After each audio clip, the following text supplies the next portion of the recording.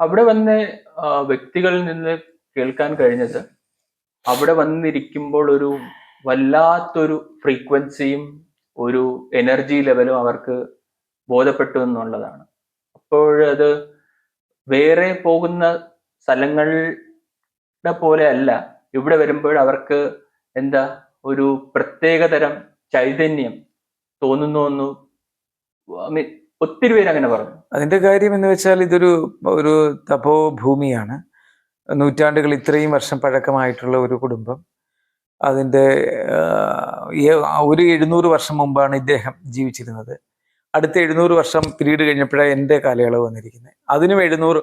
അപ്പോൾ 700 മൂന്നാമത്തെ 700ആണിത്. 1336 വർഷം നാലുകെട്ട് ആദ്യം വെച്ചിട്ട് രണ്ടാമത് പൊളിച്ചു പണിഞ്ഞിരിക്കുന്ന 717 വർഷമായിട്ട് ആയിട്ടുണ്ട്. 727 വർഷമായി സ്വാമി സമാധിയായിട്ട്. സ്വാമി സമാധിയായി 10 വർഷം കഴിഞ്ഞപ്പോഴാണ് ഇത് വന്നിരിക്കുന്നത്. അടുത്ത 700 വർഷമായിരിക്കും. അപ്പോൾ അതില് എന്ന് വെച്ചാൽ 7 തലമുറയുടെ ദോഷം എന്നിലൂടെ മാറണമെന്നൊരു നിഗമനമുണ്ട്. ഞാനാണ് അതിന് കാരണം. കാരണം മാന്ത്രികം, വൈദ്യം, ജ്യോതിഷം, ഇന്ദ്രജാലം, മഹേന്ദ്രജാലം, ചാത്തൻ സേവ. ദക്ഷിണ കേരളത്തിൽ ചാത്തൻ സേവ നടന്നിരുന്ന സ്ഥലമാണത്. ദക്ഷിണ കേരളത്തിൽ ചാത്തൻ സേവ അങ്ങനെ ഉണ്ടായിരുന്നില്ല. അപ്പോൾ അതിൻ്റെ കഥ തന്നെ ഒരു നോവൽ ഇറക്കിയിട്ടുണ്ട് പണ്ട്. ചാത്തൻ സേവ കൊണ്ടുവന്ന ചില ദൂഷ്യഫലങ്ങൾ കൊണ്ട് 4 തലമുറയ്ക്ക് മുമ്പ് കുടുംബത്തിന് വന്ന നാശവും, പിന്നെ ആഗ്രഹപൂർത്തീകരണം, ആഗ്രഹങ്ങൾ വന്ന് ചോദിക്കുന്നവർക്ക് വേണ്ടി മാന്ത്രികത്തിലൂടെയൊക്കെ ഒരുപാട് സഹായങ്ങൾ ചെയ്തിട്ടുണ്ട്. പലപ്പോഴും അതൊക്കെ അധാർമികമായിട്ടുണ്ട്.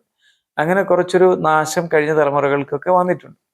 പിന്നെ ഞാൻ എൻ്റെ കുട്ടിക്കാലത്ത് ഒരു 17 വയസ്സായ സമയത്താണ് വൈകുന്നേരത്തെ വിളക്ക് വയ്പ് കൂടാതെ തന്നെ വെളുപ്പിന് വിളക്ക് കൊളുത്തിക്കോട്ടെ എന്ന് ഞാൻ അച്ഛനോട് ചോദിച്ചപ്പോൾ, മക്കൾക്ക് അത് ആഗ്രഹമായിട്ട് തോന്നുമെങ്കിൽ അത് ചെയ്തോളൂ എന്ന് അച്ഛൻ പറയുകയും ഞാൻ അതങ്ങനെ തുടങ്ങുകയും ചെയ്തു. അതിനുശേഷം അവിടെ നിന്നൊരു വ്യക്തി സാറിന്റെ കൊച്ചിലെ ഉള്ള ഒരു കഥ പറയുന്നുണ്ടായിരുന്നു. കൊച്ചിലെ സാർ മുട്ടിലിഴഞ്ഞു വന്ന് അതിന് ചുറ്റും പൂക്കളിടുന്നുള്ള.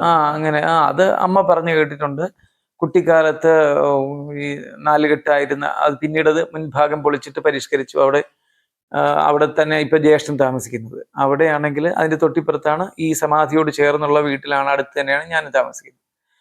അവിടെ ഈ അന്ന് കുടുംബത്തിൽ നിന്ന്, തറവാട്ടിൽ നിന്ന് ഞാൻ എഴയുന്ന പ്രായത്തിൽ വളരെ കുഞ്ഞായിരിക്കുമ്പോൾ പഴുത്ത മാവലയും പൊഴിഞ്ഞു കിടക്കുന്ന പൂക്കളും കൊണ്ട് പെറുക്കി വെച്ച് തൊഴുമായിരുന്നു പറയുന്ന കേട്ടു. അപ്പോൾ അച്ഛൻ്റെ ഒരു കൊച്ചച്ഛൻ ഉണ്ടായിരുന്നു. അമ്മ പറഞ്ഞു കേട്ടിട്ടുണ്ട്. അദ്ദേഹത്തിന്റെ പേര് കേശവൻ എന്നായിരുന്നു.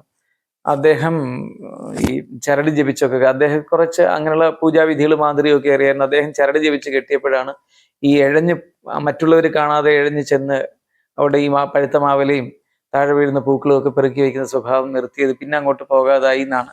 കാരണം എല്ലാവരും ഭയത്തോടു കൂടി ആ ഭാഗത്തേക്ക് കടന്നെത്തുകയില്ല, വരുന്നവരാരും തന്നെയും ആ കാലത്ത്. കാരണം മറ്റു വെച്ചാരാധനകളും അതിൻ്റെ ഇപ്പുറത്തേക്ക് മാറി തന്നെയുണ്ട്. അങ്ങനെ ഒരുപാട് കാര്യങ്ങളുണ്ട്.